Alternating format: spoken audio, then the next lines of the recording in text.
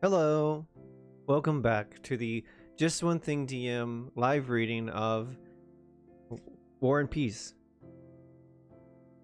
This is night 5. We're about to start chapter 21. Let's see if that old Count Bezukov has died yet. I don't think he has. Let me know if the music is too loud or if the my voice is too loud. And yeah, I'm just gonna crack the book open and get started reading. I can't believe it's already 8. I'm really missing that hour that we lost over the weekend when all of time and space gave us a trick. Stepping on my U light here that gives this nice pink hue around me. Okay, let's get started. Chapter 21. By now, there was no one in the reception room except Prince Vasily and the eldest princess.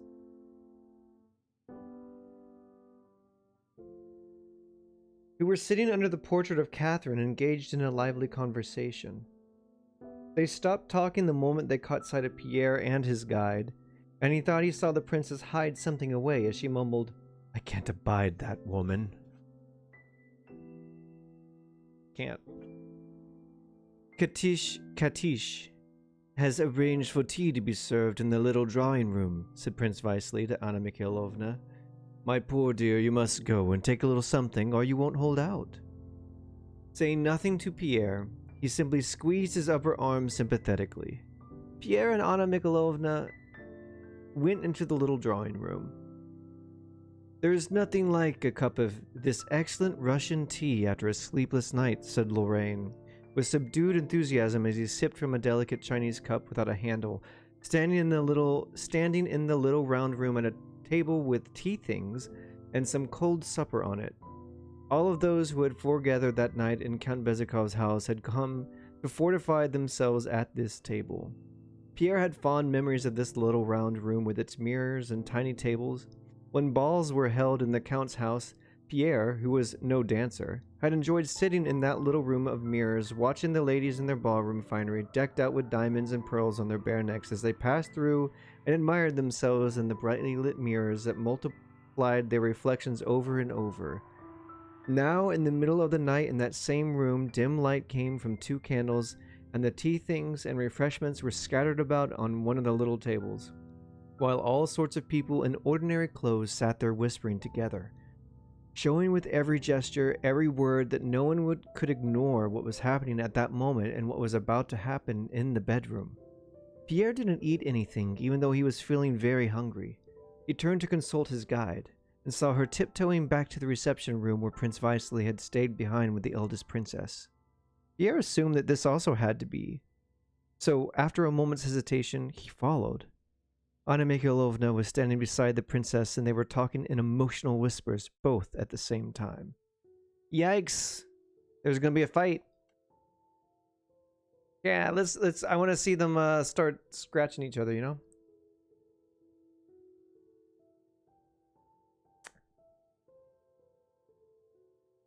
Oh well, whatever.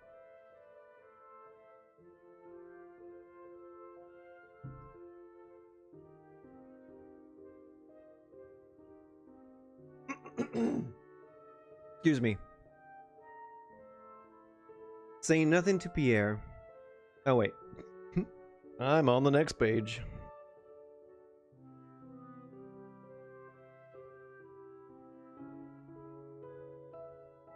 Allow me, princess, to know what is necessary and what is not necessary, Princess Katish was saying, her highly emotional state no different from when she had slammed the door of her room. But, my dear princess, Anna Mikhailovna was saying with gentle persuasiveness, barring the way to the bedroom and not letting her pass, don't you think that might be rather too taxing for poor uncle just now, when he needs to rest? At a time like this to talk of worldly affairs when his soul has been prepared. Prince Vasily was sitting in a low chair in his customary pose, one leg crossed high above the other.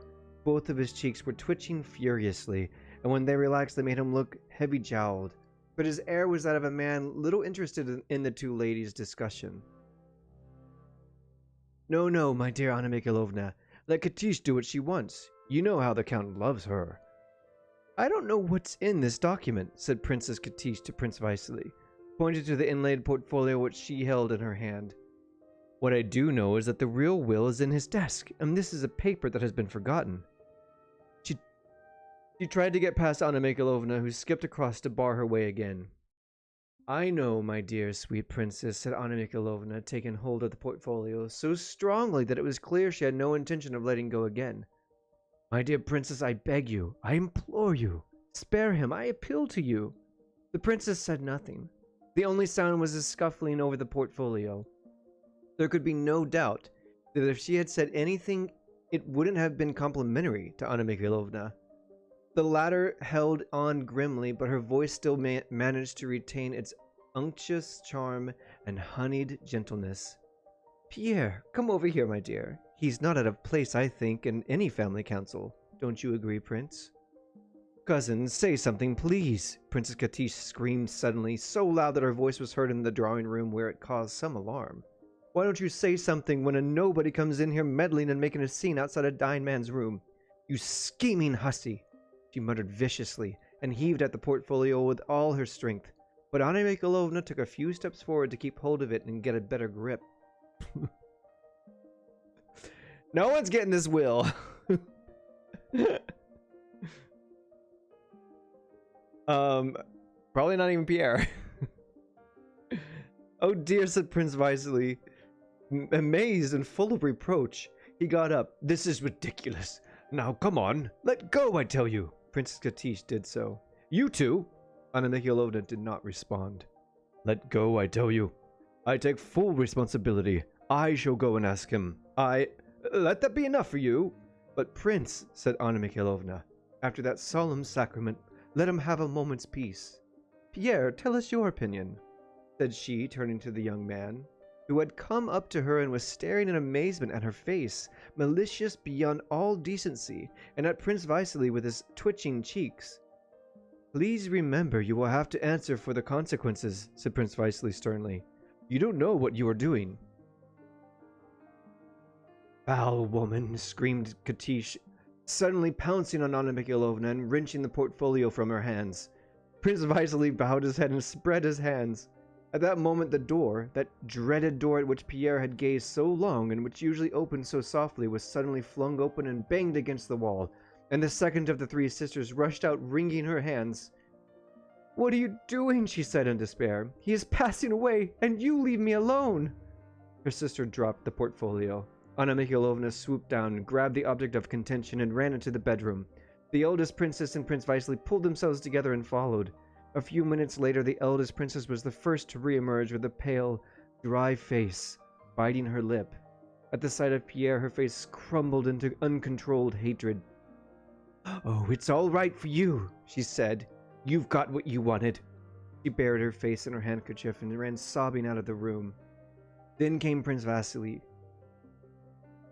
Vasily.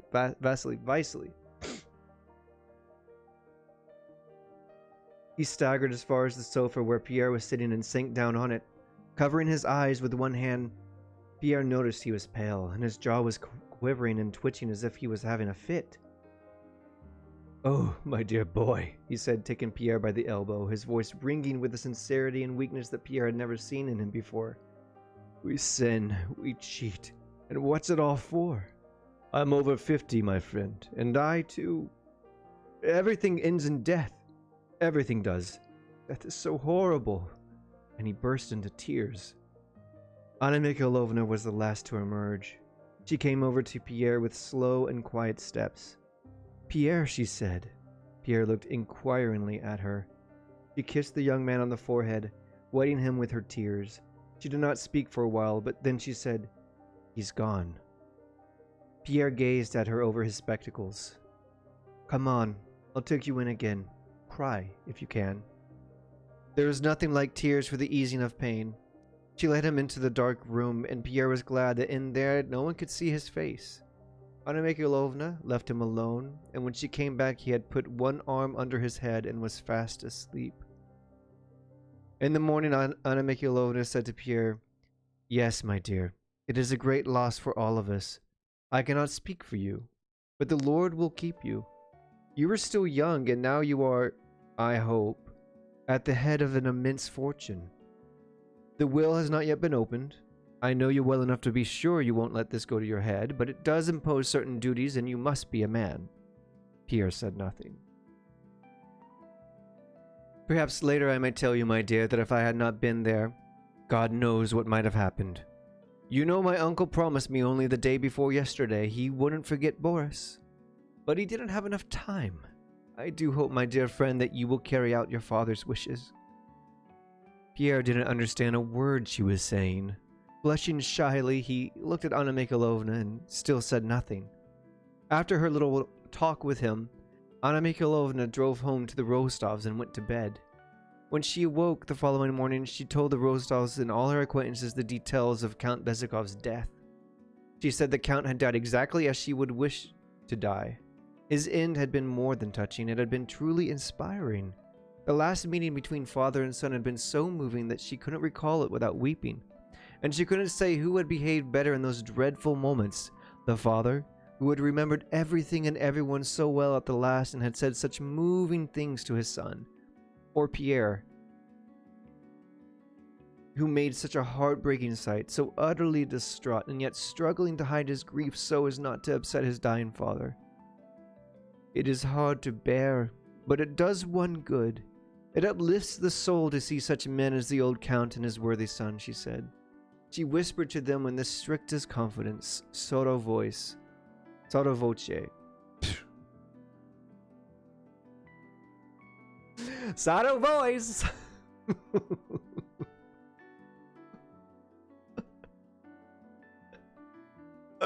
Okay.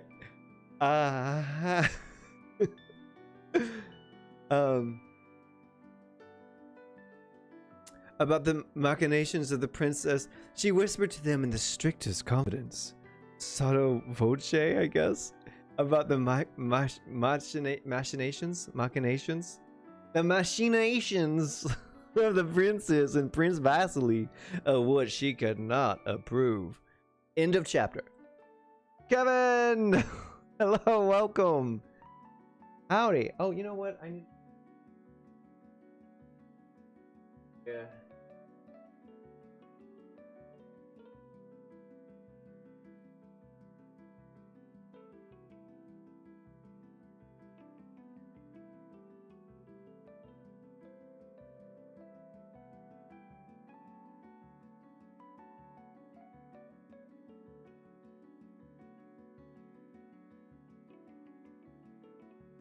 Welcome, Kevin.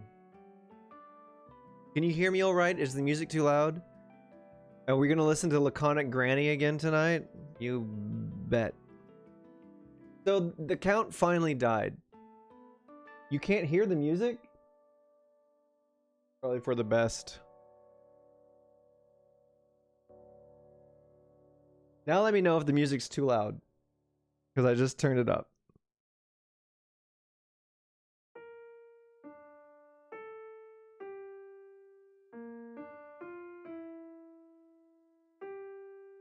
All right. Chapter 22. At Bald Hills, the estate of Prince Nikolai Bolkonsky, the arrival of young Prince Andrei and his wife was expected daily, but this expectation did not disrupt the orderly system according to which life in the old prince's household was organized.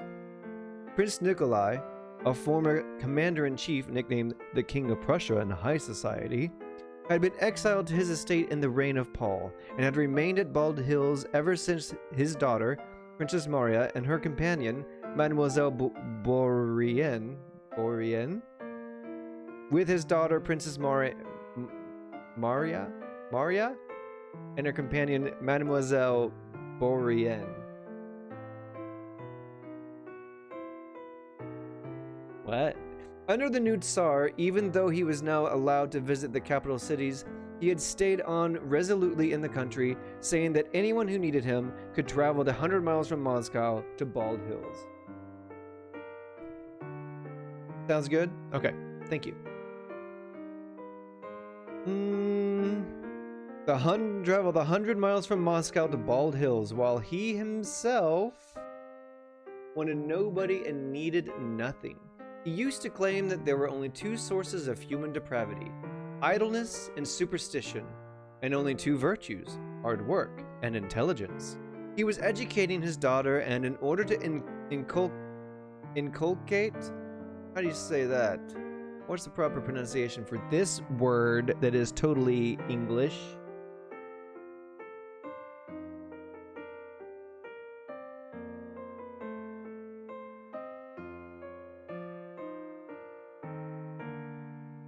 Inculcate. I said it right the first time. Hi, Dragonair. What's up? How's it going? Inculcate. But what does it even mean? Instill. To instill in something. Welcome, Dragonair. You missed out. There was a tussle between two ladies over a will right before the man who wrote that will died. Very serious. Also, kind of sad. General Dow, thank you so much for the raid. Welcome everyone from General Dow's channel. How's it going, everyone? How you been, General Dow? I saw you streaming yesterday. I was silently watching. I was lurking, as they say. You're doing fine. Hey, Kev, can I get a shout out for General Dow, please?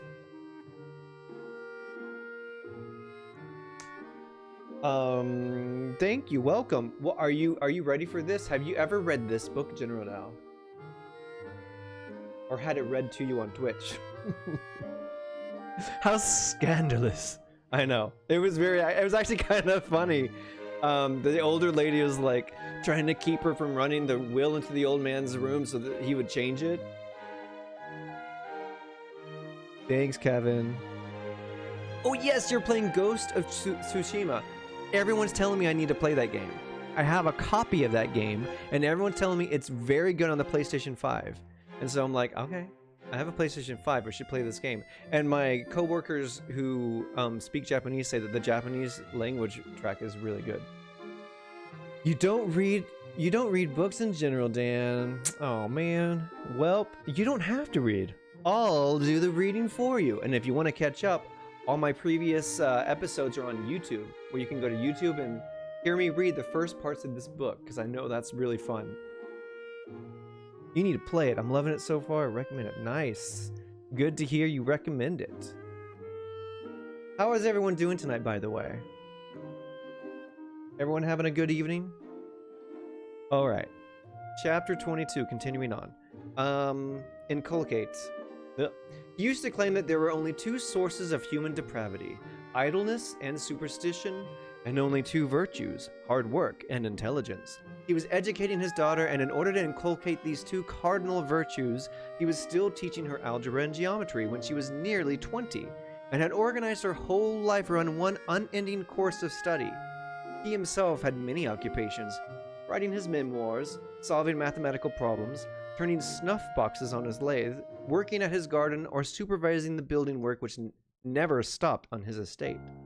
Since the main prerequisite for hard work is good order dictated his lifestyle to the last degree of exactitude. The details of his appearances at the meal table were unvarying, timed to the minute rather than the hour. With those around him, from daughter to servant, the prince was brusque and always demanding, so that without actually being cruel, he inspired the kind of fear and respect that the cruelest of men would have found difficult to achieve. Sounds like a tyrant. Sounds like a micromanager. I listened to you for the reading. Oh, nice. Thank you. What was I going on about? So yeah, he's like really cruel, or he instills the same kind of fear of a really cruel man into these people, even though he himself is not technically cruel. It's just his exactitude, as they said. His high standards, so to speak. Although he was now retired and without political influence of any kind, every senior figure in the province where he lived felt obliged to call on him. And they were no different from the architect, the gardener, or Princess Maria. They had no weight in the lofty antechamber until the precise time set for the prince's... Oh, they had to wait. They had to wait in the lofty antechamber until the precise time set for the prince's arrival. And in that room, everyone felt the same kind of deference bordering on dread as the immensely tall door of the study swung open to reveal the small figure of an old man in a powdered wig, with tiny withered hands and bushy gray eyebrows that were prone together in a frown and thus hide the gleam in a shrewd young man's eyes. On the morning of the day when the young people were expected, Princess Maria went to the antechamber as usual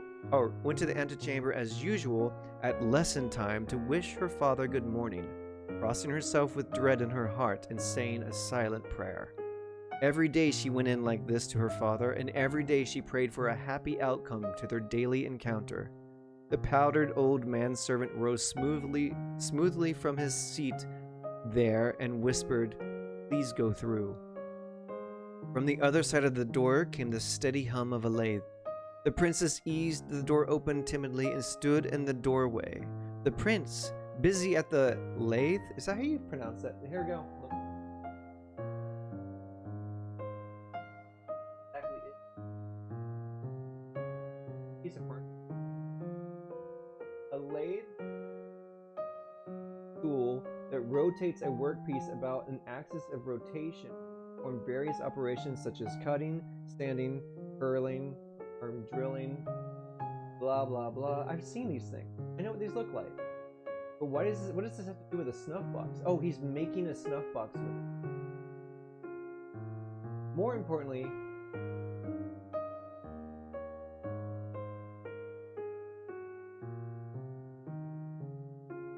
lathe.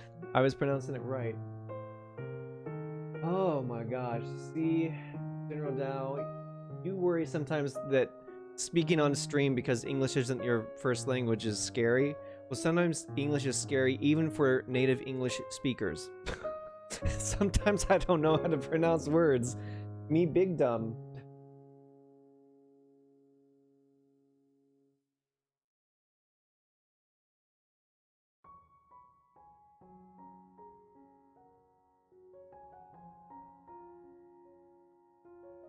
Can y'all hear me now? Okay. Let me know if the mic ever cuts out, because you know that wouldn't be really good. A thing to happen. That would be a bad thing to happen in the middle of my reading, because then I would have to. Yeah, never mind. The prince, busy at the lathe, glanced up once and went on with his work. It was a vast workroom full of objects evidently in constant use. A huge table with books and plans laid out, tall glass-fronted bookcases with keys in the doors, a high desk for writing standing up, with an open notebook on top, the carpenter's lathe with a scattering of tools and shavings. All of this betokened constant, continually varied, and systematic hard work. The motion of the princess's tiny foot... not princesses. The motion of the prince's tiny foot and its silver-trimmed tartar booty, and the firm pressure of his lean and sinewy hand spoke of resolute strength and indefatigable energy taken through to old age. A few more turns of the lathe, and he took his foot off the pedal, wiped a chisel, dropped it into a leather pouch attached to the lathe, came to the table and called his daughter over. He was not one to bother with blessings for his children, and he simply offered her a bristly, unshaven cheek before looking her over in a manner that somehow managed to mix strictness with care and tenderness. Then he spoke. "You all right? Very well. Sit down." Hey, at least he lets his daughter kiss him on the cheek. Yeah. He took out a geometry exercise book with his writing in it and dragged a chair over with one foot. You know, I kind of wish my dad had still been teaching me algebra and geometry at 20. I remember when I was living in Japan, I was realizing how dumber and dumber I was becoming with age, and so I was like, I think I need to study math again. So I ordered these Algebra for Dummies books and started to read them for fun. I think I need to do it again. I think I need to go back to math and just do math, because I am dumb. Getting dumber and dumber. Actually, what I need to do is that brain training game. Remember that one? Anyway. For tomorrow, he said, turning rapidly to a particular page and using his thick nail to mark out 2 paragraphs together. The princess bent over the table and the exercise book. Wait, there's a letter for you, said the old man suddenly, taking an envelope with a woman's handwriting on it from a pouch hanging above the table and tossing it down before her. The princess colored up blotchy red at the sight of the letter. She took it hurriedly and bent down to open it. From your Eloise? Asked the prince with a cold smile, showing teeth that were yellowing but still strong. Yes, it's from Julie, said the princess with a timid glance and an equally timid smile. 2 more letters I'll let through, but the 3rd one I shall read, said the prince severely. I'm afraid you must be writing a lot of nonsense. The 3rd one I shall read. Read this one, father, answered the princess, redder still, and she offered him the letter. The 3rd one? I said the 3rd one, the prince cried brusquely, thrusting the letter away before leaning his elbows on the table and bringing up the book with the geometrical figures in it. Now, madame, began the old man, poring over the book close to his daughter and placing one arm along the back of the chair she was sitting on, so that the princess felt herself completely swamped by her father and his long familiar acrid odor of tobacco and old age. Come along, madam. These triangles are equal.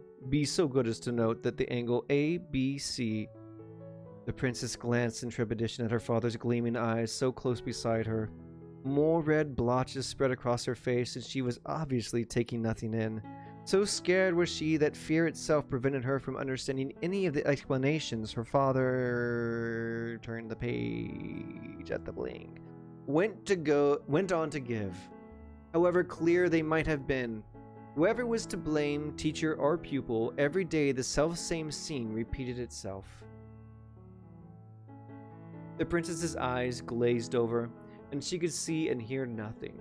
She could feel nothing but the close proximity of her strict father with his desiccated face, stale breath, and body odor, and she could think of nothing but how to get away from there as soon as possible and somehow work out the problem in the freedom of her room. The old man would lose patience, scrape in his chair backwards and forwards, then struggle to control himself, not to lose his temper, which he almost what?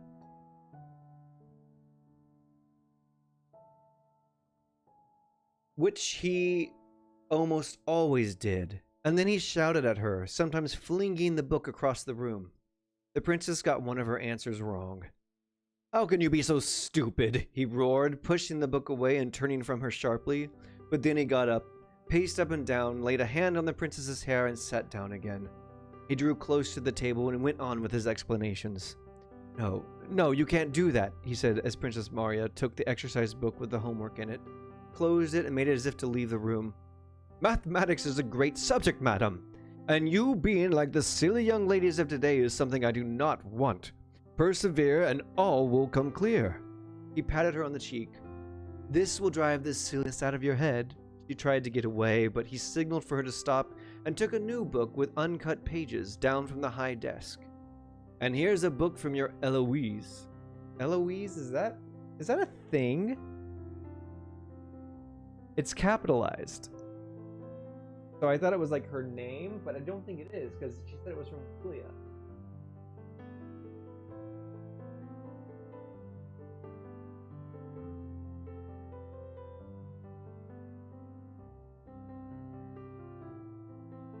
How to spell this?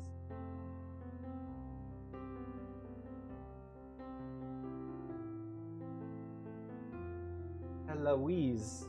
It's a French nun. Oh, he's making a joke.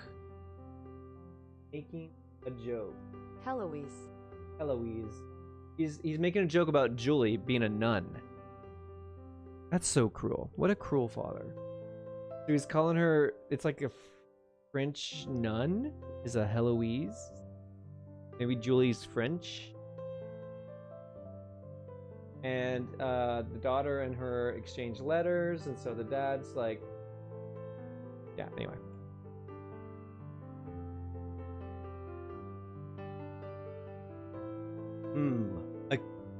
Here's a book from your Eloise. A key to the mystery. Something religious. Well, I don't interfere with anybody's religious faith. I've had a look at it. Here you are. Go on then, run along.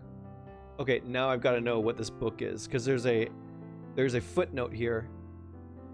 239. I gotta figure out what this is. I don't need to do this all the time, but I'm very curious. It's a mystical work. A Key to the Mysteries of Nature was popular in Russia at the time and widely read by Freemasons. Ah, the Freemason book. Absolutely couldn't be. I imagine getting 19th century translated jokes. Well, no, because I think Julie must like speak a lot of French, and so the dad is like making fun of his daughter kind of, and calling his daughter's friend a Heloise, like she's a French nun because she's so saintly and perfect. And she gives religious texts. He's making fun of the fact that that she also gave a book to her. Who is this girl's name? What is this girl's name? What am I doing? Maria. Princess Maria. Yeah. Okay. Whatever. He patted her on the shoulder and went himself to close the door after her. Princess Maria went back to her room with that gloomy, frightened look that rarely left her, making her sickly, plain face even plainer. She sat down at her desk with its miniature portraits and scattered books and writing paper. The princess was untidy as her father was tidy. She put down the geometry exercise book and eagerly tore open the letter. It was from her dearest childhood friend, the very Julie Karagan who had been in the Rostov's name day party, and was written in French, of course. My dear and excellent friend, what a terrible and awful thing absence is. I tell myself that half of my existence and happiness is in you, that for all the distance that divides us, our hearts are united by indissoluble bonds. Yet my own rebels against destiny. And in spite of the pleasures and distractions that surround me, I cannot overcome a certain secret sadness which I have sensed at the bottom of my heart ever since our separation. It's so overly dramatic. Why are we not together as we were last summer in your huge study on that blue sofa, the sofa of secrets? Why can I not, as I did 3 months ago, draw new moral strength from those eyes of yours, so gentle, so calm, so penetrating, eyes that I have loved so well and seem to see before me even as I write? When was the last time we ever wrote a letter to our friends that was this glowing about them? I probably should do it more often. Sit down, pen and paper. I used to be pen pals with a friend in New York, just for the fun of it. But I never wrote glowingly like this to her. At this point, Princess Maria sighed and looked around at the tall mirror to her right. The glass reflected a feeble, unattractive body and a skinny face. The ever-gloomy eyes looked at themselves more hopelessly than ever. He's flattering me, thought the princess as she turned back to read on. Oh, that's so sad.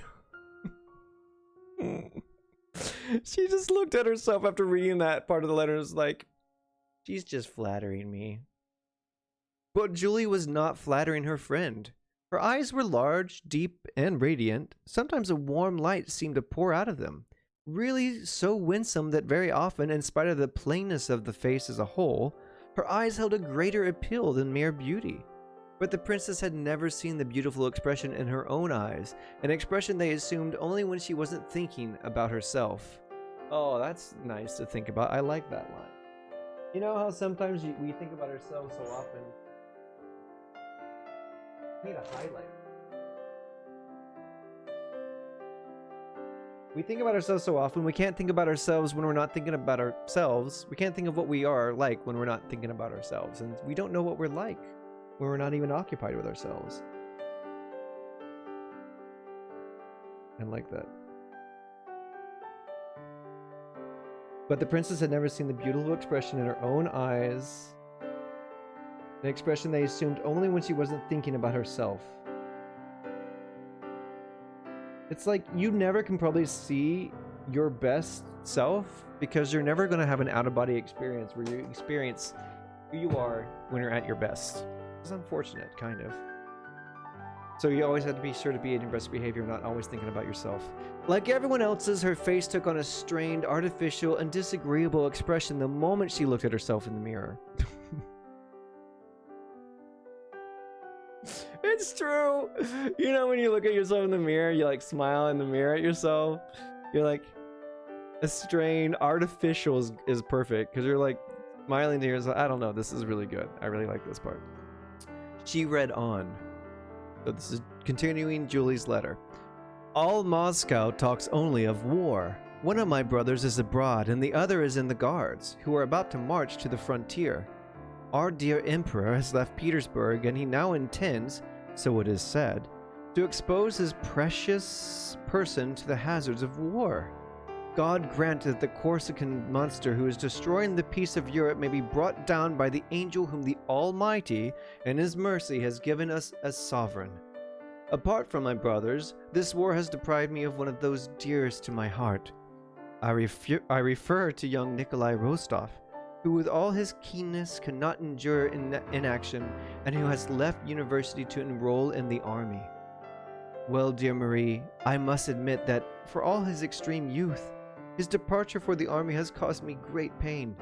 This young man, of whom I spoke to you last summer, has so much of that nobility and true youthfulness that is rarely encountered in our age among our men who are old by 20. Above all, he has so much openness and emotion.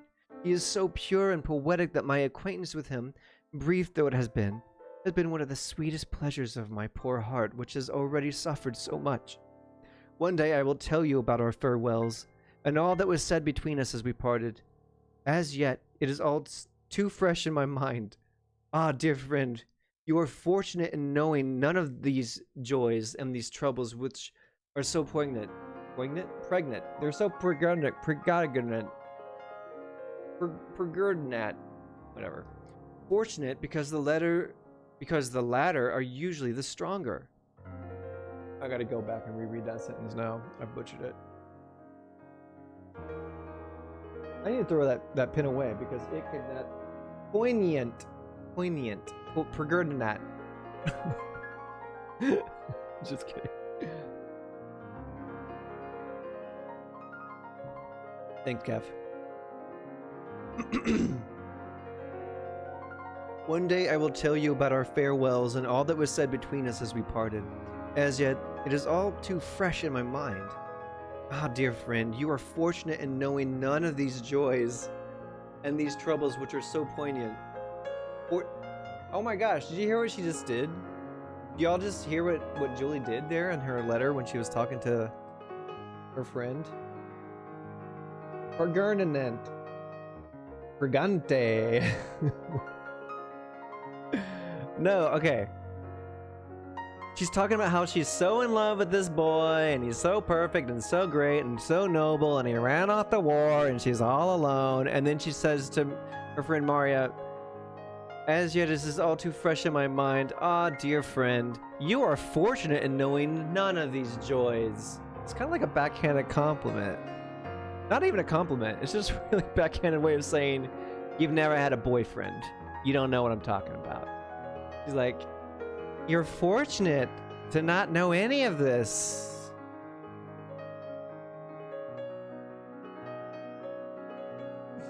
Shady. Yeah, it's kind of a little shady, I think.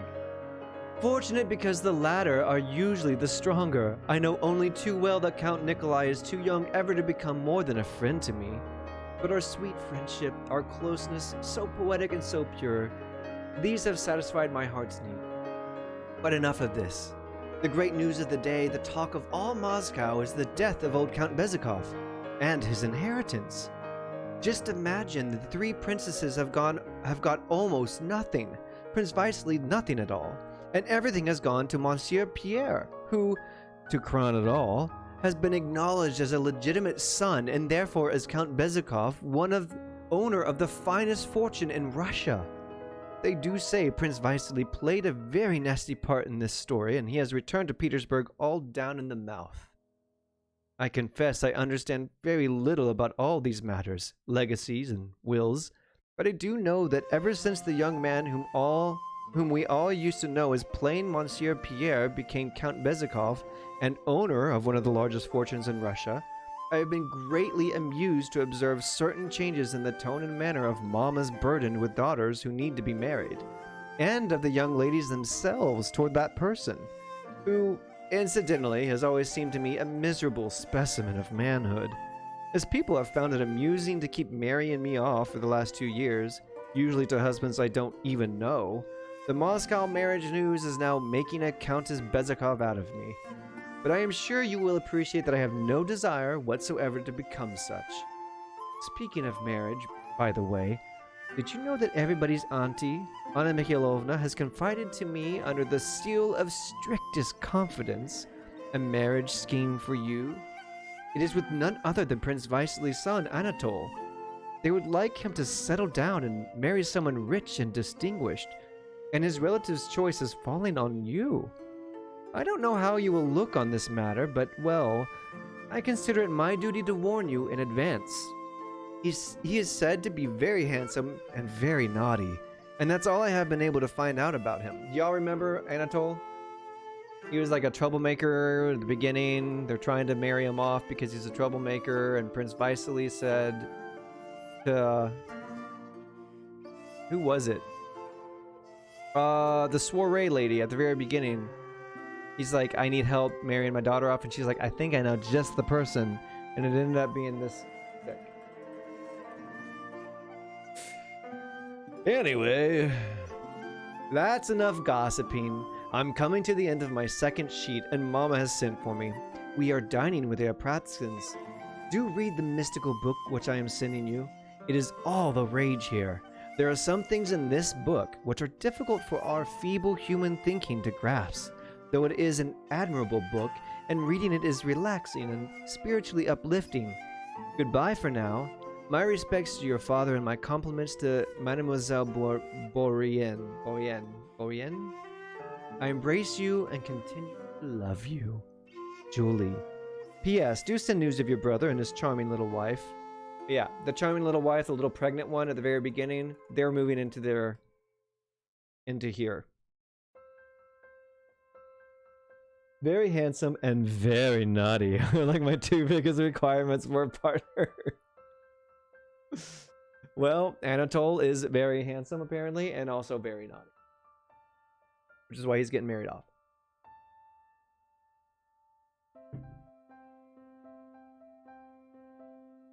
What's his name? Prince Andrei is the husband of the little princess that needs to shave her upper lip or something because they kept talking about it. And she's pregnant. He should be happy because he's really cute and pretty and everyone's like happy for him and he's about to have a baby, but he's miserable. He's like, why did I get married so young? He's jealous of Pierre. He's like talking to Pierre and going, you're so much better off, you know, I wish I was single. And then Pierre was disheartened because he thought of his friend as being so noble and good and duty filled, but hearing his friend talk so negatively about marriage like that made him disheartened and disillusioned a bit. And that was when later on that night Pierre went to that party where there was a dancing bear and they sat on a windowsill and drank a bunch of rum, and then later that night they tied that bear to a police officer and tossed him in a river and it became the talk of the town. Yeah, lots happened in this book so far and we're only this far in. And it's all exciting stuff. War and peace. Policemen and bears. Princess Maria paused, pensive and smiling, her radiant eyes lighting up and utterly transforming her face. Then she got up quickly and with her heavy tread went over to the table. So think about that. So right here, it says Princess Maria paused, pensive and smiling, her radiant eyes lighting up and utterly transforming her face. So in this moment, based on what we already read and know, she's not thinking about herself right here. She's just happy and contented reading this nice letter from her friend. And we know that because of the description from earlier. She took out some paper and soon her hand was speeding across it. This is what she wrote, also in French. Dear and excellent friend, your letter of the 13th was a delight to read. So you do still love me, my poetic Julie, and absence which you so roundly denounce has not had its usual effect on you. You complain about absence, but You complain about absence. What would I say if I could only dare to complain, deprived as I am of all who are dear to me? Oh, if we had no religion to console us, life would be very sad. Why do you imagine I should look askance when you tell me of your affection for that young man? In these matters I am hard on myself and no one else. I understand such feelings in other people, even if I have never had them myself, and if I cannot condone them, neither do I condemn them. Only it seems to me that Christian love, love for one's neighbor, love for one's enemies, is more deserving, sweeter, more beautiful than any feelings aroused by a young man's lovely eyes in a romantically inclined young girl like yourself. She's like, I just have to be satisfied with a Christian love of brotherly kindness. Sounds like my ideal bachelor party, policeman embarrassed. Yeah, this is Fall is welcome, by the way. This is a speedrun of 19th century Russia. Yes, early 19th century Russia. We're running through it. I don't know how long we're gonna last. Welcome. I'm gonna reread that though. Oh, if we had no religion to console us, life would be so very sad. Why do you imagine I should look askance when you tell me of your affection for that young man? In these matters I am hard on myself and no one else. I understand such feelings in other people, even if I have never had them myself, and if I cannot condone them, neither do I condemn them. So she's trying to make her feel better she's trying to make her friend not feel bad for sharing about her feelings for that boy, because her friend felt bad sharing these things about this boy because she knew that Maria doesn't have a boy, and so, she was trying to make her feel better. Don't worry about talking about your boyfriend with me. I'm not going to feel bad about it. And she's trying to explain why she doesn't feel bad. I don't feel bad.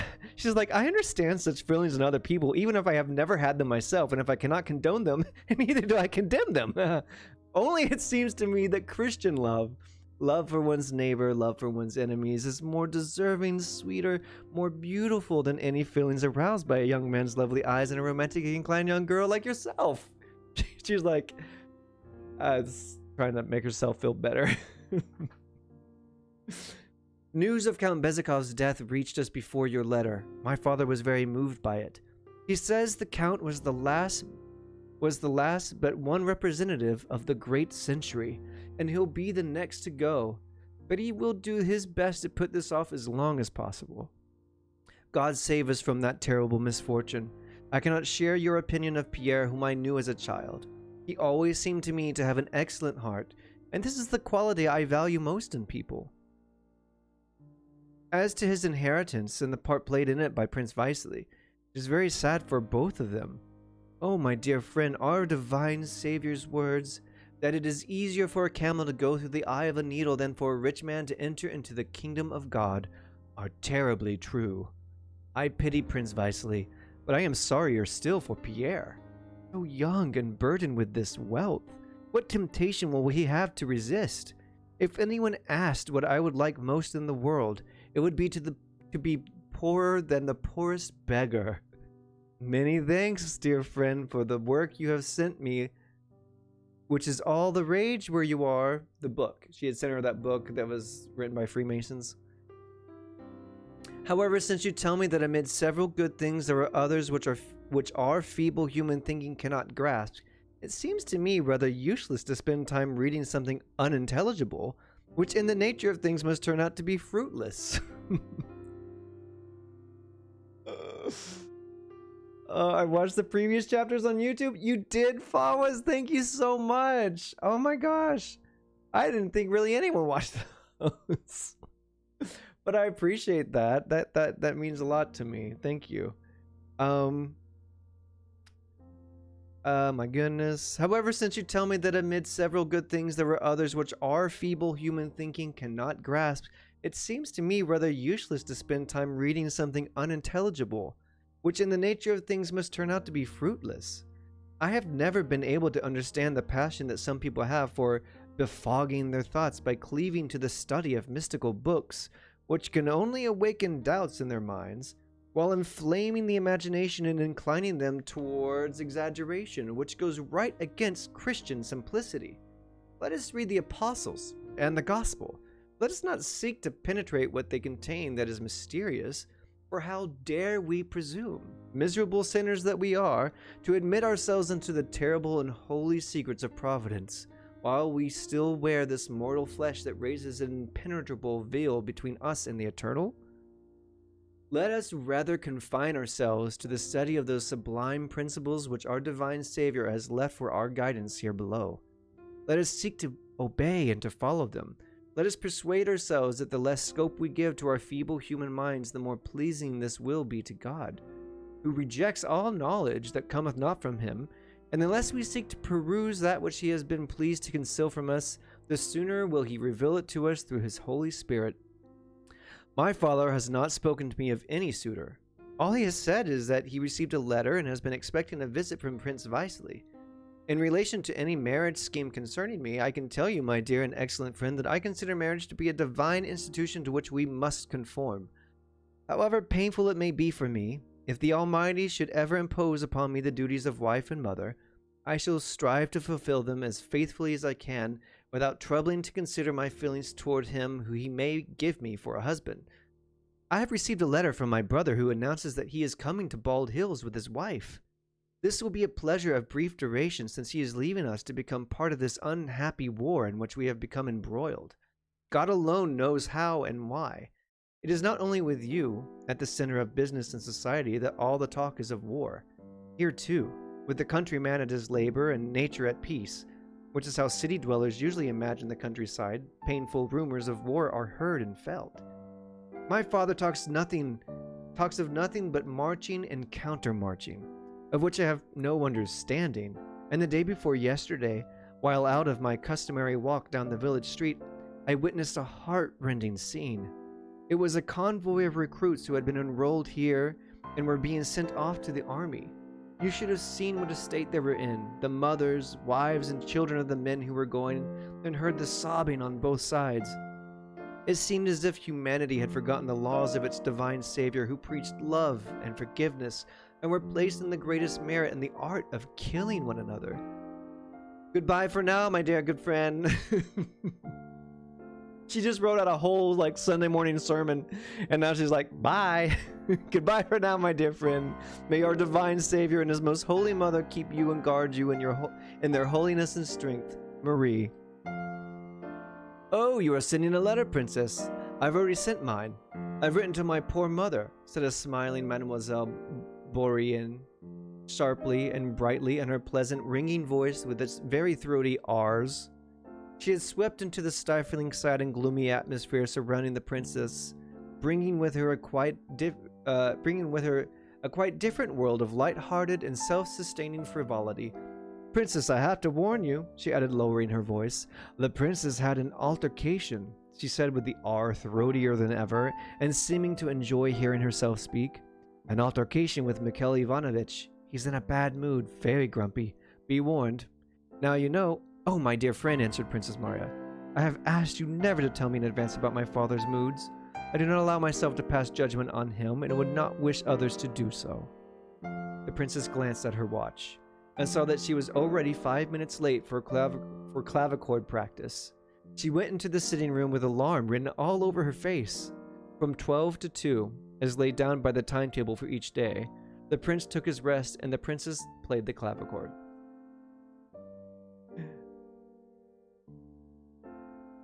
To be honest, it's something up my alley. Yeah, I can see that, Fawaz. You love to read. You're an avid reader. You've read a lot more really good books than I have, I think. Okay. That's nice. He practices the clavichord for 2 hours a day. That's quite a bit. End of chapter. Chapter 23. The gray-haired valet was sitting in the anteroom, dozing and listening to the prince snoring away in his immense study. From the far end of the house, through all the closed doors, came the sound of music, the hard passages of a Dussek sonata being repeated 20 times over. Man, I wish I could just read all of these footnotes they have here. Footnotes are so interesting in War and Peace. I need to just go back and reread them.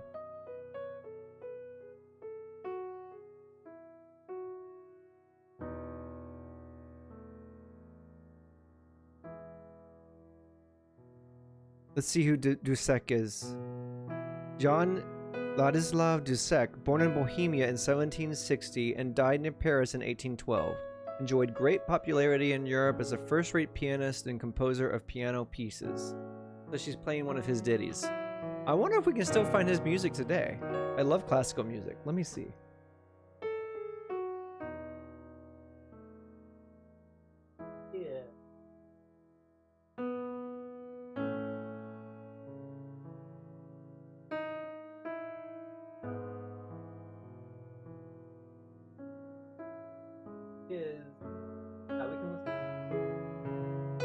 Some of his music on.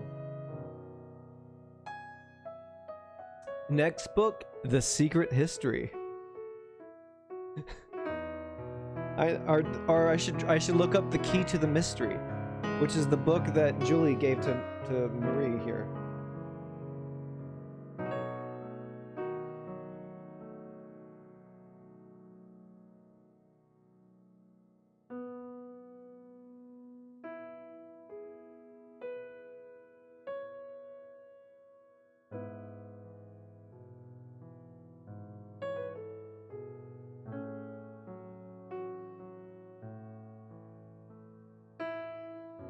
We've talked about this book.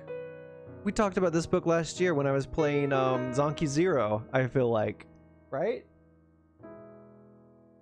Anyway.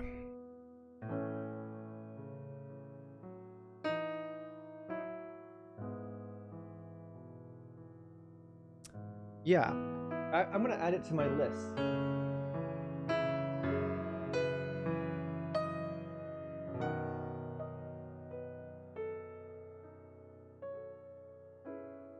Okay.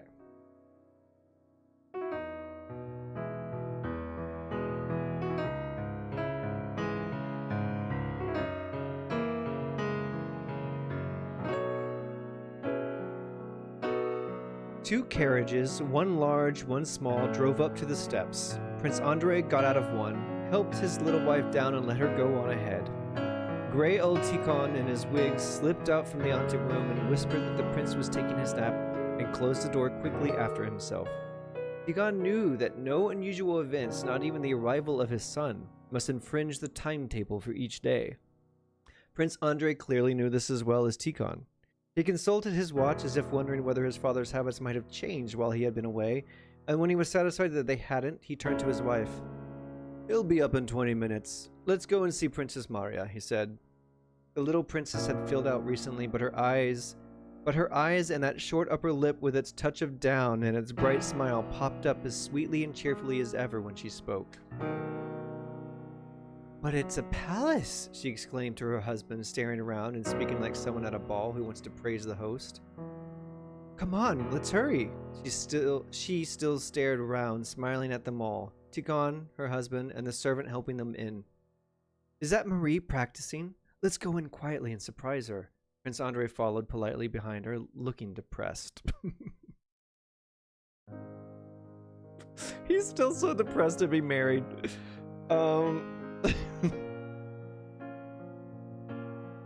"You've aged a bit, Tikhon," he said as he walked by the old man who was kissing his hand.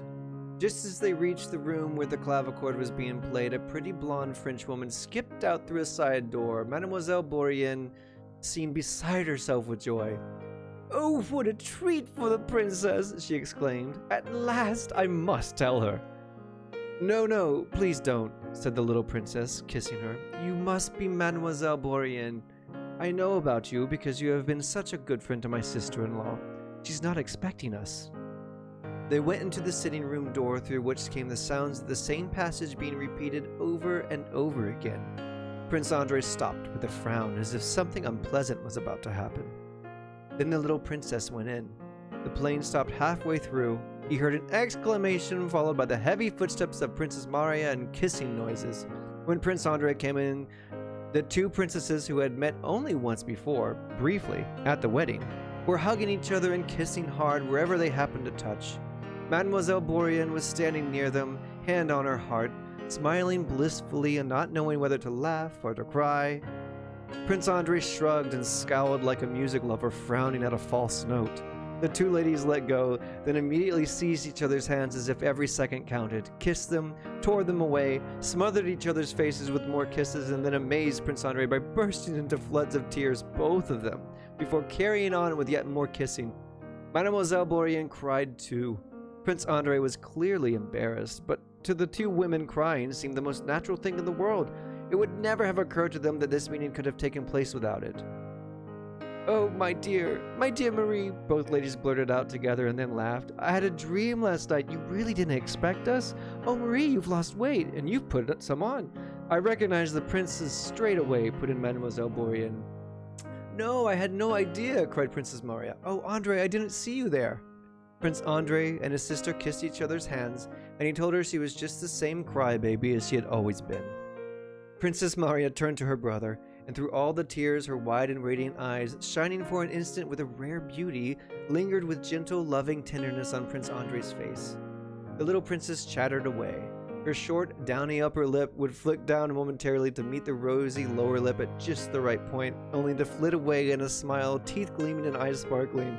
She was describing something that had happened to them on Spassky Hill that could have been serious for someone in her condition, and went on to say that she had left all her dresses behind in Petersburg, and God knows what she would walk about in here, that Andre had completely changed, that Kitty Odenstov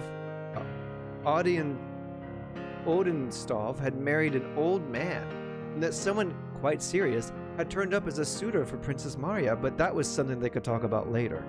Princess Maria was still gazing in silence at her brother, her lovely eyes filled with affection and sadness. She was clearly thinking thoughts of her own, miles away from the young bride's chatter.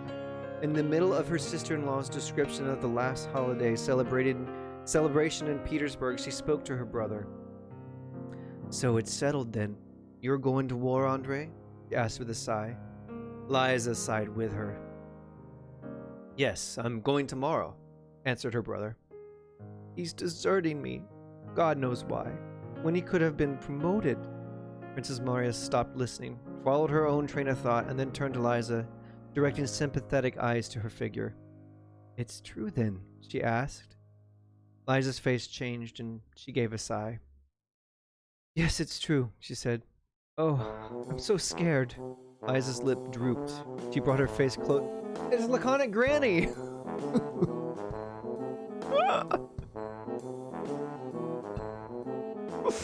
Oh my goodness.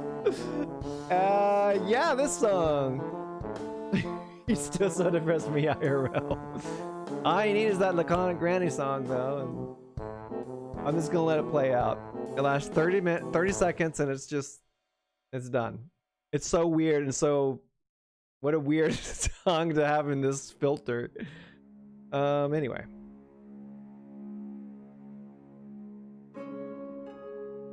Continuing on.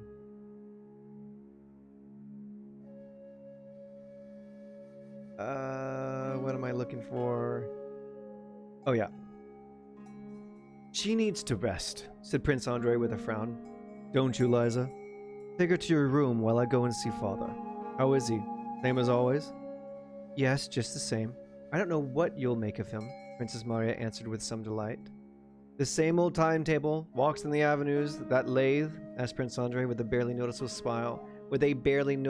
smile, which showed that he loved and respected his father, but knew about his eccentricities, okay. "The same timetable, the same lathe, still mathematics, and my geometry lessons," Princess Maria answered cheerfully, as though geometry lessons were one of the most delightful prospects in her life. When the old prince's 20 minutes for getting up had come and gone, Tikhon arrived to summon the young man to his father. The old man allowed one infringement of his normal routine in honor of his son's arrival, arranging for him to be admitted to his rooms while he was dressing for dinner. The old prince dressed in the old style, all caftan and powder, and when Prince Andre walked into his father's room, not with the moody face and attitude that he assumed for entering fashionable drawing rooms, but with the eager look he had shown when talking to Pierre, the old man was sitting in a big leather armchair with his head abandoned to the ministrations of Tikhon. "Aha! The warrior comes! So you want to fight Bonaparte?" said the old man, shaking his powdered head and pigtail as best he could, with Tikon still working on it. And you get after him as soon as you like, or he'll have us down as this subject sooner than you think. Hello, my boy. And he offered a cheek. The old gentleman was in fine fettle after his nap before dinner. Sleep after dinner is silver, sleep before dinner is gold, was his motto. He aimed delighted sideways glances at his son from beneath his thick, bushy eyebrows. Prince Andre walked forward and kissed his father on the appointed spot. He avoided any comment on his father's hobby horse, joking about today's military men and especially Bonaparte. Yes, I have come to you, father, with a wife who is pregnant, said Prince Andre. His lively, respectful eyes followed every movement of his father's face. How are you keeping? It's only fools and libertines that fall ill, my boy, and you know me, busy from dawn to dusk, and I don't indulge. Of course I'm well. Thank God for that, said his son with a smile. God doesn't come into it. Come on then, start telling me, the old man continued, back on his favorite topic. What have the Germans taught you about fighting Bonaparte with this new scientific stuff? Strategy, or whatever they call it. Prince Andre smiled. Give me a minute to recover, father, he said with a smile which showed that his father's foibles did not prevent his respecting and loving him. I haven't even been to my room yet. Nonsense, my boy, cried the old man, shaking his pigtail to make sure it was properly plaited and taking his son by the hand. The house is ready for your wife. Marie will take her around and show her everything, and they'll talk the hind leg off a donkey. That's the way with women. I'm pleased she's come. So sit down and talk to me. I know about Michelsen's army and Tolstoy's simultaneous attacks, but what's the Southern Army going to be doing? Then there's Prussia. She's neutral. I know about that. What about Austria? He asked, getting up from his chair and pacing up and down the room with Tikon trotting at his heels, handing him various articles of clothing. And Sweden? And how will they get through Pomerania? After listening to question after question, put so insistently by his father, Prince Andre started to outline the plan of operations of the proposed campaign. Reluctant at first, he soon became more and more enthusiastic, and as he spoke, he followed his usual habit of alternating between Russian and French. He told him an army of 90,000 was to threaten Prussia in order to bring her out of neutrality and into the war. Some of these men were to join with the Swedes at Stralsund, 220,000. 220,000 Austrians would combine with 100,000 Russians in Italy and on the Rhine. 50,000 Russians and 50,000 English were to land at Naples, and the entire 500,000 strong army would then attack the French on several different fronts. The old prince showed no sign of interest in what he was saying. He seemed not to be listening, and he carried on getting dressed as he walked up and down, but he did not make 3 sudden interruptions. Oh, but he did make 3 sudden interruptions.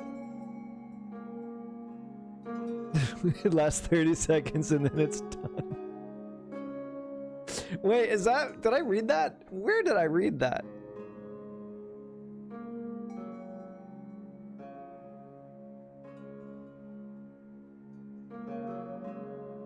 Where was that? Ooh, I got in the zone and just didn't even hear myself say that out loud. Did I say that out loud? After listening to question blah blah blah blah, the old prince showed no sign of interest in what he was saying. He seemed not to be listening, and he carried on getting dressed as he walked up and down, but he did make 3 sudden interruptions. Once he stopped and shouted, "The white one! The white one!" meaning that Tikon had handed him the wrong waistcoat. Another time he stopped and asked, "When is she due?" shaking his head reproachfully. Too bad. Well, get on with it.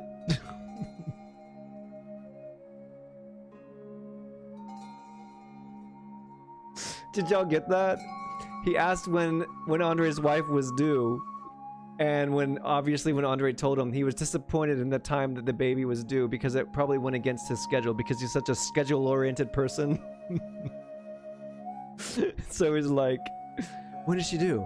Shaking his head reproachfully. Too bad. Well, get on. Oh, that's funny. The third time was when Prince Andre was coming towards the end of his story. Suddenly, the old man's wobbly falsetto sang out the French song, "Marlborough is off to war, God knows when we'll see him." His son merrily smiled.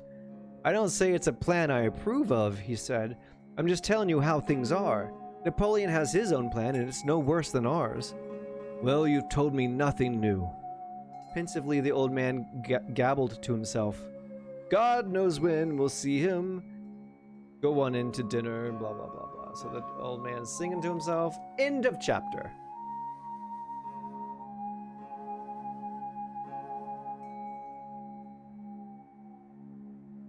Chapter 24. Man, I thought I was going to finish part 1 today. Oh, wait. Maybe I will. Maybe I will. Hold on, just...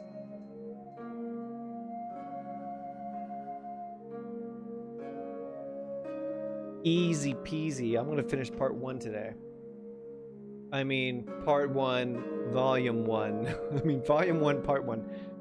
Chapter 24. Exactly on time, the prince, well powdered and clean shaven, strode into the dining room to be welcomed by his daughter-in-law, Princess Maria, Mademoiselle Bourienne, and the prince's architect, who was allowed to dine with them by some strange whim of the master, even though such an unimportant person of no significant status was hardly entitled to such an honor.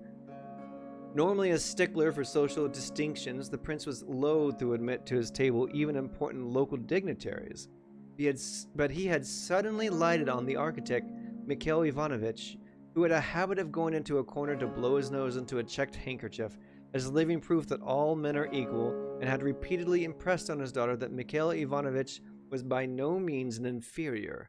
At meals, the prince spoke most of his time talking to the architect, who never said anything back. Like all the other rooms in the house, the dining room was vast, with a high ceiling.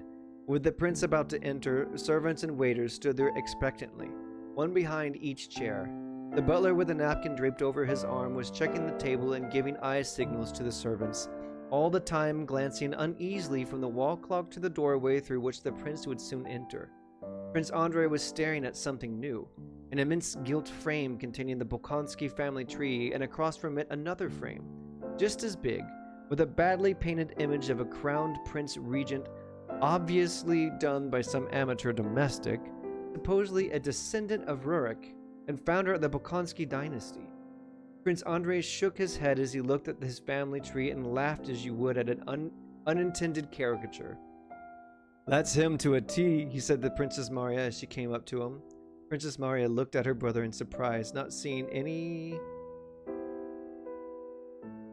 What am I reading?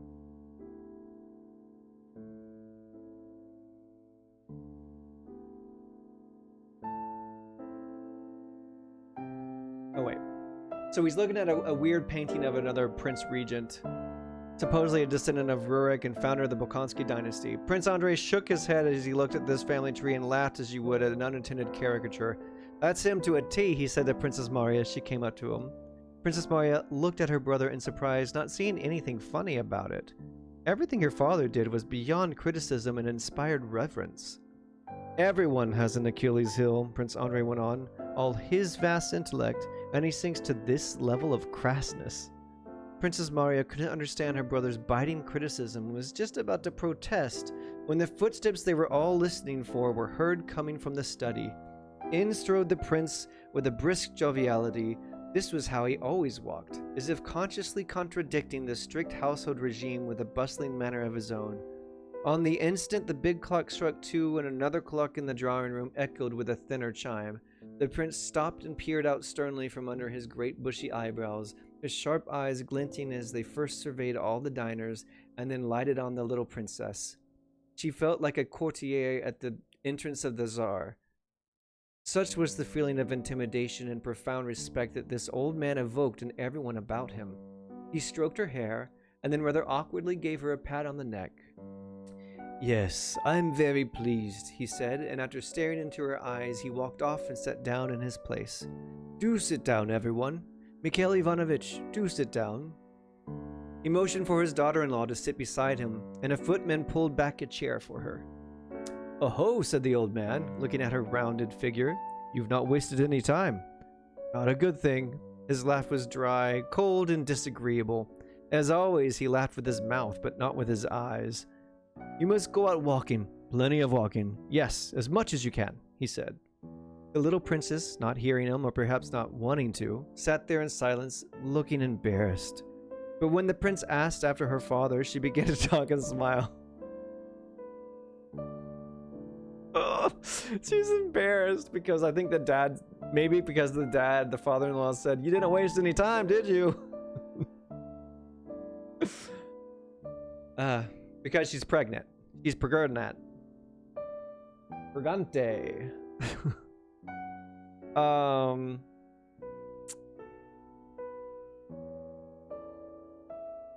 The little princess, not hearing him or perhaps not wanting to, sat there in silence, looking embarrassed. But when the prince asked after her father, she began to talk and smile. He also asked about common acquaintances, at which she became more and more animated and began chattering away, conveying best wishes from various people and telling him the city gossip. Countess Pratskin has lost her husband, and she cried her eyes out, poor dear, she said, growing livelier by the moment. As she did so, the prince stared at her more and more severely, and then suddenly, as though he had studied all there was to study about her and formed a clear impression, he turned the other way and spoke to Mikhail Ivanovich. "Well, Mikhail Ivanovich, our friend Bonaparte is in for a bad time.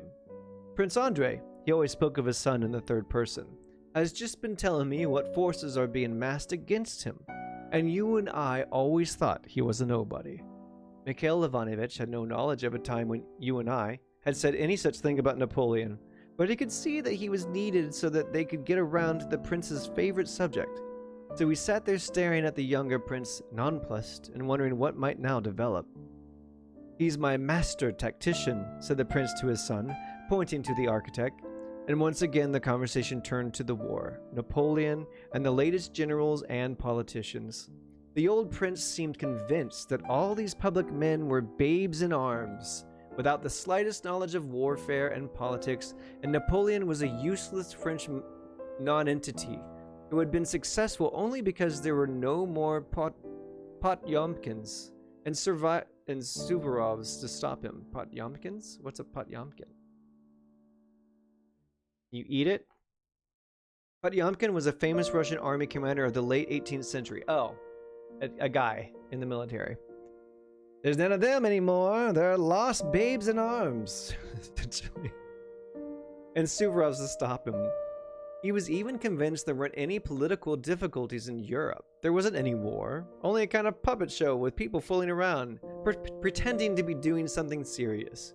Prince Andrei accepted his father's sneering attitude towards the new people quite cheerfully, and egged his father on to say more. He obviously enjoyed listening. "The past always seems better," he said. "But didn't Suvorov fall into a trap he couldn't get out of, set by Moreau?" "Who told you that? Who said so?" cried the prince. "Suvorov." He flung his plate away and Tikhon caught it deftly. "Suvorov! Think again, Prince Andrei. Here we have two men, Frederick and Suvorov. Moreau. Moreau would have been a prisoner of Suvorov's hands had it been tied behind his back. By that Hofkriegswurstschnapsrath, that lot would stop the devil himself. Oh, you'll soon find out about these Hofkriegswurstschnapsraths. Suvorov couldn't cope with them, so how can Mikhail Kutuzov? No, my dear fellow," he went on. "You and your generals won't get past Napoleon. You'll have to get hold of some Frenchman, set a thief to catch a thief. That German, Palin, has been sent off to New York and America to get the Frenchman Moreau," he said, having in mind that Moreau had been invited to enter the Russian service that year. "It's marvelous, isn't it? All these Potyomkins, Suvorovs, and Orlovs, they weren't Germans, were they? No, my boy, either you've lost all your wits, or I've outgrown mine. God help you, but we'll see what happens. So now they've got Napoleon down as a great general, have they? Pah!" "I'm not saying that all our preparations are perfect," said Prince Andrei, "but I can't see how you can judge Napoleon like that. You can laugh all you want, but Napoleon is a great general." "Mikhail Ivanovich," the old prince shouted to the architect, who was enjoying his meat and rather hoped they had forgotten about him. "I told you Bonaparte was a master tactician. Now he says so too." Well, your excellency," replied the architect. The prince gave another chilling laugh. "Napoleon was born with a silver spoon in his mouth. He's got some splendid soldiers, and besides that, he picked the Germans to attack first. You'd have to be pretty slow not to beat the Germans. Since time began, everybody has beaten the Germans, and they've never beaten anybody except each other. He made his name fighting them." And off went the prince, analyzing all the blunders he thought Bonaparte had perpetrated in his wars and even in politics. His son made no objection, but it was clear that whatever arguments he might have to face, he was as unlikely to change his mind as the old prince himself. Prince Andrei listened, managing not to object. He couldn't help wondering how this old man, who had spent so many years alone in the countryside, never going anywhere, could keep abreast of all the military and political developments in Europe over recent years and discuss them in such great detail and with such accuracy. "You think I'm an old man and I don't know how things stand, don't you?" he said, drawing things to a close. "I'm telling you I do. Sometimes I can't sleep for nights on end. Anyway, where is this great general of yours? Where has he proved himself?" "That would be a long story," answered his son. "Go on with you and your Napoleon. Mademoiselle Bourrienne, here's someone else who admires your country bumpkin of an emperor," he cried in excellent French. "You know I am not a Bonapartist, Prince." "God knows when we'll see him," the prince hummed tunelessly, and his laugh was even more grating as he rose from the table. The little princess had sat through the whole argument and the rest of the dinner without saying a word, looking in some alarm from Princess Maria to her father-in-law. When they left the table, she took her sister-in-law's arm and led her off into another room. "What a clever man your father is," she said. "Perhaps that's why I'm so scared of him." "Oh, he is so kind," said Prince Maria. "Quite the tongue twister." Yeah, whatever that German phrase was. What was that even? Hofkriegswurst Schnapsrath. Like, what the F, David Blaine? Let's see this.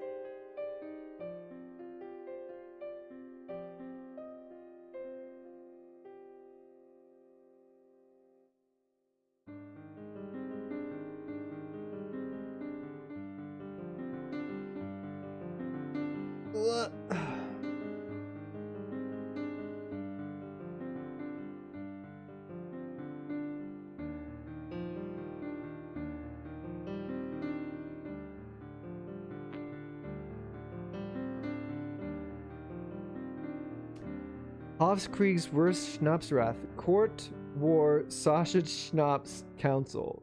This is the prince's ironical version of the name bestowed on the Austrian War Council. Not as interesting as I thought it was going to be. Chapter 25. It was the next evening, and Prince Andrei was preparing to leave. The old prince, not one to disrupt his regular routine, had retired to his room after dinner. The little princess was with her sister-in-law. Prince Andrei had put on his civilian traveling coat and spent some time cloistered with his valet, packing. After making a personal inspection of the carriage and the stowing of his trunks, he gave orders for the horse to be harnessed. In the room there was nothing left but a few things that Prince Andrei always carried with him: a traveling case, a silver canteen, 2 Turkish pistols, and a saber, the last a present from his father brought back from Suvorov's siege of Ochakov. All of these traveling essentials were in excellent order. Everything was spick and span, covered with cloth and meticulously taped up. At a time of departure and change, thinking people usually find themselves in a serious frame of mind. At such a time, you tend to review the past and make plans for the future. Prince Andrei's face was gentle and very thoughtful. He paced briskly up and down the room from one corner to another with his arms behind his back, staring ahead and pensively shaking his head.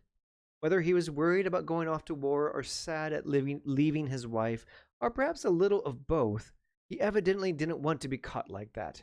At the sudden sound of approaching footsteps, he quickly unclasped his hands and stood by a table, pretending to be fastening the lid of the case, and resumed his normally calm and inscrutable expression. He had heard the heavy tread of Princess Maria. "They told me you were having the horses harnessed," he said, all out of breath. She must have been running. "And I did want to have one more little talk with you on our own. Heaven knows how long we shall be apart this time. I hope you're not angry that I've come. Andrusha, you really have changed, you know," she added, as if that justified her question. She smiled as she called him Andrusha. You could hardly imagine that this forbiddingly handsome man was the same Andrusha as that wiry, mischievous little boy who had been the companion of her childhood.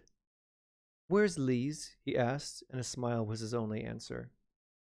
She was so tired she fell asleep on the sofa in my room. Oh, Andre, what a treasure of a wife you have, she said, sitting down on the sofa, facing her brother. Whoops. How long have I been reading now? Probably a little too long, huh? Almost done here. She smiled as she called him Andre, blah, blah, blah, blah. She's so tired. She fell asleep on my couch. What a treasure of a wife you have, she said, sitting down on the sofa facing her brother. She's just a perfect child, such a sweet, happy child. Really taken to her. Prince Andre said nothing, but the princess watched as a look of irony and scorn came over his face. But you have to put up with the little weaknesses. We all have them, Andre. Don't forget she's been brought up and educated in high society. Besides, her present position is not all that rosy. We must try to put ourselves in other people's places. When you understand everything, you can forgive everything. Just think what it must be like for her, poor girl, after the life she's been used to part from her husband and then be left alone in the country and in her condition, too. It's very hard on her. Prince Andre looked at his sister and smiled the kind of smile we reserve for people we think we can see through. You live in the country and you don't find it too awful, he said. It's not the same thing. Don't bring me into it. I don't wish for any other kind of life, and I couldn't if I wanted to, because I don't know any other kind of life. But just think, Andre, what it means for a young woman who is used to living in society to bury herself away in the country for the best years of her life and all on her own, because Papa is always busy and well, you know me. I'm poor company for a society woman.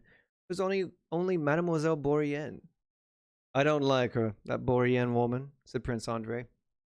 Oh, you mustn't say that. She's so kind and so sweet and, well, you have to be sorry for her, too. She has nobody at all. If you want to know the truth, she's no use to me. In fact, I find her oppressive. You know, I've always been unsociable, and now I'm worse than ever. I like to be on my own. Father's very fond of her. She and Mikhail Ivanovich are the only two people he gets on with and keeps his temper with, because they are both beholden to him. As Lawrence Stern says, we love people not so much for the good they have done to us as for the good we have done to them. Father picked her up off the streets as an orphan, and she's very good-hearted. And Father likes the way she reads. She reads to him in the evenings. She does it very well. But be honest, Marie. I can only think sometimes it must be hard for you living with Father. You know the way he is, Prince Andre suggested suddenly. Princess Maria was taken aback, then shocked by this question. Me? Me? Hard for me, she said. He's always been on the stern side, but now I think he's getting quite difficult, said Prince Andre, disparaging their father so easily that he must surely have meant to tease his sister, or test her. You're a good man, Andre, but there is a kind of intellectual pride about you, said the princess, apparently following her own train of thought rather than the thread of the conversation. And this is a great sin. How can we pass judgment on our own father? And even if we could, what feeling but the deepest admiration could a man like Father evoke? I'm so pleased and happy to be with him. I just wish all of you were as happy as I am. Her brother shook his head in some doubt. The only thing that bothers me, honestly, Andre, is our father's cast of mind in a religious sense. I can't understand how a man of such vast intellect can fail to see what is as clear as daylight and can get things so wrong. That's the one thing that disturbs me. And even here I think I've seen a glimmer of improvement recently. Lately he has not been so bitter about his mockery, and he has been willing to receive a monk, and he talked to him for a very long time. Page turn. Well, my dear, I'm afraid you and your monk are wasting your powder, said Prince Andre in amused but affectionate tones. Oh, my dear friend, all I can do is pray to God and hope that he will hear me, Andre, she said timidly after a moment's pause. I have a great favor to ask you. What is it, my dear? Promise me you won't refuse. It will cost you almost nothing, and it won't involve anything disreputable. Only it will be such a comfort to me. Promise, Andrusia, she said, thrusting one hand into her handbag and getting hold of something without showing it, as though what she was holding concerned the favor she was asking. But until she had a promise that it would be granted, she could not take that something out. She looked sheepishly at her brother, imploring him with her eyes. "Even if it cost me a great deal," answered Prince Andrei, who seemed almost to have guessed what it was all about. "I don't mind what you think about it. I know you're like father. Think what you want, but do it for my sake, please. Father's our father. Our grandfather wore this whenever he went to war." She still didn't take what she was holding out of her bag. "You promise?" "Of course I do. What is it?" "Andrei, I'm going to bless you with a holy icon, and you must promise never to take it off. Do you promise?" "As long as it doesn't weigh 100 weight and won't break my neck, to please you," said Prince Andrei. At this little joke, he noticed instantly that a pained expression came over his sister's face, and he regretted it. "I'm really pleased, my dear, really pleased," he added. "Even against your will he will save you, and spare you, and bring you to himself, because in him alone are truth and peace," she said in a voice shaking with emotion, solemnly holding before him with both hands a little antique oval icon depicting the Savior with a black face, in a silver setting on a very wrought silver chain. She crossed herself, kissed the icon, and handed it to Andrei. "Please, Andrei, do it for me." Her great white eyes shone timidly with loving kindness. They lit up the whole of her thin, sickly face and turned into a thing of beauty. Her brother reached for the icon, but she stopped him. Andrei understood, crossed himself, and kissed the icon. He was moved, and his face shone a mixture of amusement and tenderness. "Thank you, my dear." She kissed him on the forehead and sat down again on the sofa. Neither spoke. "So as I was saying, Andrei, please be kind and generous as you always used to be. Don't judge Lise too harshly," she began again. "She is so sweet and kind, and her present situation is very difficult." "Masha, I don't think I've said anything about blaming my wife for anything or being dissatisfied with her. Why do you go on like this?" Princess Maria went all red and blotchy, and stopped speaking as though she felt guilty. "I have said nothing to you, but other people have. That's what makes me sad." The red blotches stood out stronger than ever on her forehead, cheeks, and neck. She would have liked to say something, but couldn't get it out. Her brother had guessed the truth. His wife had shed tears after dinner, saying she knew she was in for a difficult birth and was terrified of it, and she had cursed her misfortune, her father-in-law, and her husband. Only then had she fallen asleep. Prince Andrei was sorry for his sister. "I can tell you one thing, Masha. I can't reproach my wife for anything. I never have done and never shall do, nor do I reproach myself in relation to her, and that will always be so in my circumstances whatsoever. But if you really want to know, well, whether I'm happy, the answer is no. Is she happy? No. Why not? I don't know." As he said this, he stood up, went over to his sister, and bent to kiss her on the forehead. His handsome eyes were shining with an unusual brightness and kindness, but he was looking past his sister's head through the open door into the darkness beyond. "Let's go to her. I have to say goodbye. Or you go on your own and wake her up, and I'll come in a moment. Petrushka," he called to his valet, "come and take these things out. This goes in the seat, and that on the right-hand side." Princess Maria got up and moved towards the door. She stopped. "Andrei, if you had faith, you would have turned to God and asked him to give you the love that you do not feel, and your prayers would have been answered." "Yes, you may be right," said Prince Andrei. "Go on, Masha. I'll follow you in a minute." On the way to his sister's room in the gallery connecting the two parts of the house, Prince Andrei came across Mademoiselle Bourienne, who smiled sweetly at him. It was the third time that day that she had happened on him out of the passageways, always with a nice beaming smile on her face.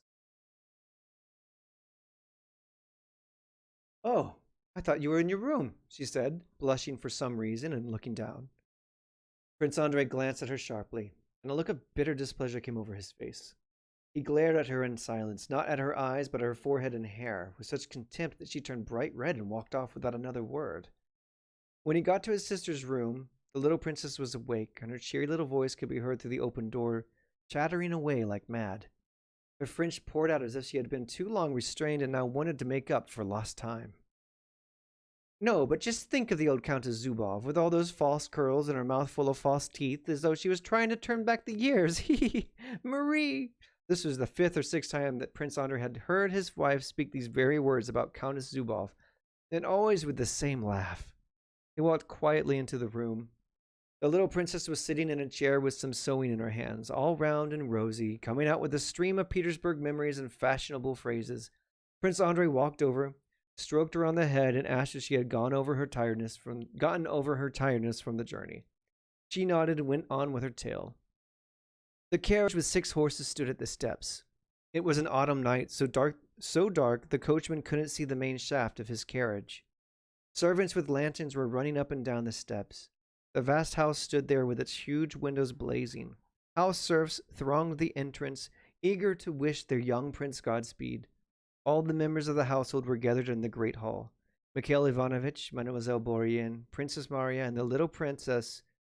Prince Andrei had been summoned to his father's study so they could be alone to say goodbye, and now everyone was waiting for him to come out again. When Prince Andrei went into the study, the old prince was wearing his old age spectacles and his white dressing gown, in which he never saw anyone but his son. He was sitting at the table writing. He looked round. "You're off then?" He went on writing. "I've come to say goodbye. Kiss me here." He offered his cheek. "Thank you very much." "What are you thanking me for?" "For not hanging about and not being tied to your wife's apron strings. Duty comes first." "Thank you very much indeed." And he went on writing with ink splattering from his scratching pen. "If you want to say something, say it. I can manage 2 things at once," he added. "Well, my wife. I'm rather embarrassed to be leaving her in your hands." "What are you rambling on about? Say what you mean." "When her time comes, please send to Moscow for a specialist. I want him here." The old prince stopped, bemused, and glared harshly at his son. "I know no one can help if nature doesn't," said Prince Andrei, much embarrassed. "I know it's only a chance in a million, but it's her one nightmare, and mine. She has heard things, she's had bad dreams, and she's very scared." Mumbled the old prince, going on with his writing. "I'll see to it." He signed with a flourish, and then turned sharply to his son and laughed. "Bad business, eh?" "What is it, father?" "Wife," said the old prince, curt but emphatic. "I don't know what you mean," said Prince Andrei. "Can't be helped, dear boy," said the old prince. "They're all like that, and you can't get unmarried now. Don't worry, I shan't tell anyone, but you know it's true." He grasped his son's hand with bony little fingers and shook it, looking him straight in the face with sharp eyes that seemed to see right through him, and gave another chilling laugh. The son sighed, inadvertently admitting that his father had seen through him. The old man was busy folding and sealing the letters, helter-skelter as always, snatching up wax, seal, and paper, and throwing them down again. "Can't be helped. She's a pretty thing. I'll do everything. Not to worry," he said in his staccato manner as he finished sealing the letters. Andrei said nothing, feeling both pleased and displeased that his father had seen through him. The old man got up and gave his son the first letter. "Listen," he said. "Don't worry about your wife. What can be done will be done. Now keep listening. Give this letter to General Kutuzov. I've written to ask him to use you properly and not leave you as long as an adjutant. Ghastly job. Tell him I remember him with affection, and let me know how he receives you. If he's all right, serve him well. No son of Nikolai Bolkonsky needs to serve out of charity. Now come here." He was gabbling so much that half his words never got finished, but his son was used to understanding him. He took Prince Andrei over to the bureau, opened the top, and pulled out a drawer, taking from it a notebook filled from cover to cover with big, bold, closely written handwriting. "I'm sure to die before you do. See, these are my notes, to be given to the Emperor after my death. Now see here, this is a state lottery bond, and there's a letter with it. It's a prize for the first person to write a history of Suvorov's wars. Send it to the Academy. Here are my notes. They're for you to read when I'm gone. Should be of some use to you." Andrei didn't tell his father. He probably still had many years to live. He knew it went without saying. "I shall do what you say, father," he said. "Well, goodbye then." He gave his son his hand to kiss and then embraced him. "Remember this, Prince Andrei. If you get killed, it will be a great sadness to me in my old age." He broke off sharply and then bawled at him. "But if I hear that you have not behaved like the son of Nikolai Bolkonsky, I shall be ashamed of you." "You needn't have told me that, father," said his son with a smile. The old man now said nothing. There's just one more thing I wanted to ask you, went on Prince Andre. If I do get killed, and if I have a son, don't let them take him away from you. As I said yesterday, let him grow up with you. Please. Don't give him up to your wife, said the old man with a laugh. They stood there in silence facing each other. The old man's sharp eyes were fixed firmly on his son's. A kind of tremor ran over the lower part of the old prince's face. We've said goodbye. Just go, he said suddenly. Go, cried in a loud, angry voice, opening the study door. What is it? What's wrong? Asked the two princesses when they saw Prince Andre and caught a glimpse of the old prince without his wig, wearing his white dressing gown and his old-age spectacles, and heard him shouting angrily. Prince Andre sighed and made no reply. Come on, then, he said, turning to his wife, and his come on, then sounded like a cold rebuke, as if he had said, let's see you put on your little act. Andre, it can't be time to go, cried the little princess, turning pale and looking fearfully at her husband. He embraced her. She gave a little cry and fell in a faint on his shoulder. He eased her away from his shoulder, looked her in the face, and carefully sat her down in a chair. Goodbye, Masha, he said softly to his sister, and they kissed hands. Then he strode briskly out of the room.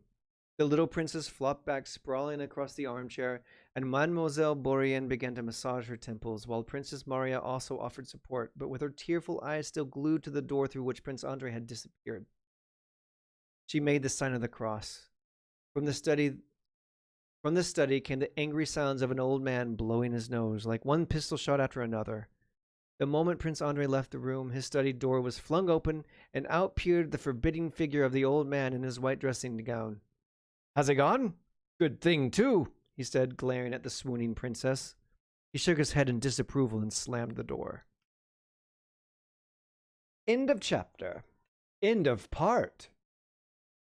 That's part 1 complete. We get to start part 2, chapter 1 next time.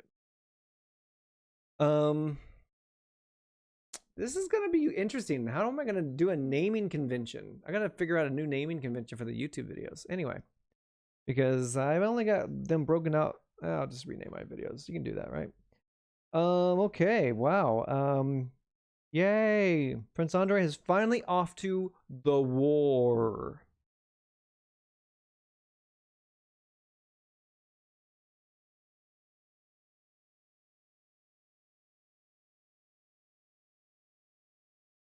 Looking forward to that.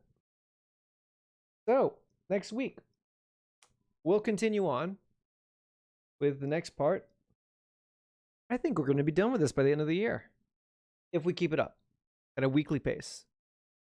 Thanks, everyone, for joining my live stream. Real quick, maybe.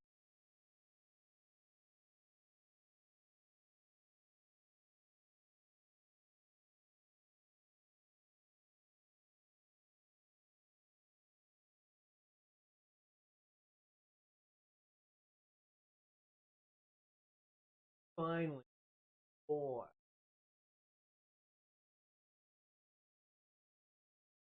Anyways, y'all, I just want to thank you all so much for this this session, and I will be back tomorrow night for the Ace Attorney stream starting at 8, and then the next week on Monday night starting at 8. I might throw in a live stream on Sunday night, but I'm probably going to be really tired too and driving back from the mountains, so maybe not this Sunday.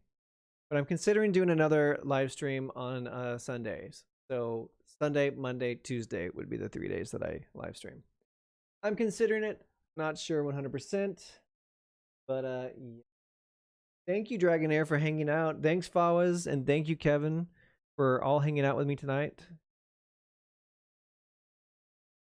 And General Dow. Thank you so much for the raid, General Dow. So, yes. See you all next time.